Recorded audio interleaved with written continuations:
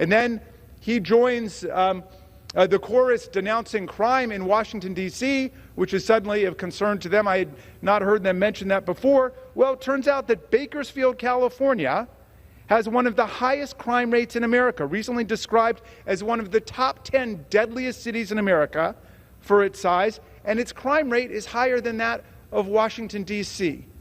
And yet, we're going to take this opportunity to kick around the people of Washington, D.C. Why?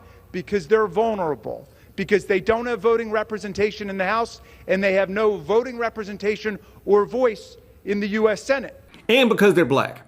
They're going to take the opportunity to kick around Washington, D.C. because the vast majority of its population is black. Chocolate City is mostly black. That was Jaimie Raskin, representative out of Maryland, not only taking this personally, for good reason, but doing his best Michael Scott, the worst thing about jail scene, while calling out Congresspeople Andrew Clyde, again, and Steve Scalise for pushing for a repeal of a D.C. crime law. Now, the House of Representatives voted Thursday to repeal the update to D.C.'s controversial criminal code. Fox News reported that the House voted 260 to 161 to repeal the measure, in part because Republicans in the House of Representatives have the nerve to call into question any state's or municipalities' gun laws. I'm not going to go into detail about that defeated bill. That's not what this is about. As Raskin pointed out, Scalise said crime was out of control in Washington, D.C. Well, the crime rate is higher in Bakersfield, California, which is represented by the Speaker of the U.S. House of Representatives. That would be Kevin McCarthy. With that said, the mayor of Bakersfield, Karen Go, isn't a Democrat either. Bakersfield has a bad reputation for being a dangerous city. With a current crime rate of 47 per every 1,000 residents, Bakersfield is considered to have one of the highest crime rates in the United States compared to other cities of the same size. The violent crime rate is currently 1 in every 21 residents, ranked as the number 2 most dangerous metropolitan area in the country to be a pedestrian. The overall crime in Bakersfield is 54% higher than the national average. Did you know that Hulu is releasing a project, a docuseries, called Killing County?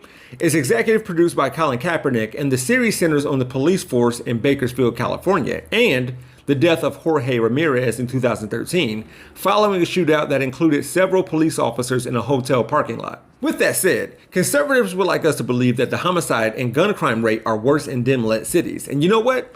Some of that is supported by data, sure. Then they make the mistake of talking about, say, Chicago, while using whole numbers from a long Independence Day weekend, for example, hoping that their audience would forsake the fact that there are 2.7 million people living in the Windy City, and a rate would better help us understand what's really going on. And the 2 cities with the highest crime rate have been St. Louis and Baltimore for a while now. Liberal cities, yes, but it's more like large cities have issues with violent crime and large cities vote blue. The GOP isn't going to do anything about crime rates, no matter how often they dream of actually being tough on crime. Because in reality, Steve Scalise being a representative out of Louisiana and Andrew Clyde being a representative out of Georgia should know by now that homicide rates and gun crime rates are higher in Republican-led states. These states have worse gun laws, and cities like Bakersfield have issues too. Don't even get me started with narratives that blue-led cities are raising the crime rate in red-led states, like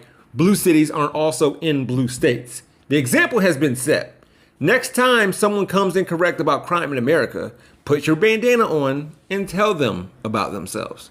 For more from the Young Turks, stay right here. If you haven't seen my video called Fox Hosts Clueless Over A&W Bear Scandal, then you can watch it after you click the link in the description below. You can find me at my YouTube channel called We Gonna Be Alright. My architect knows Japanese.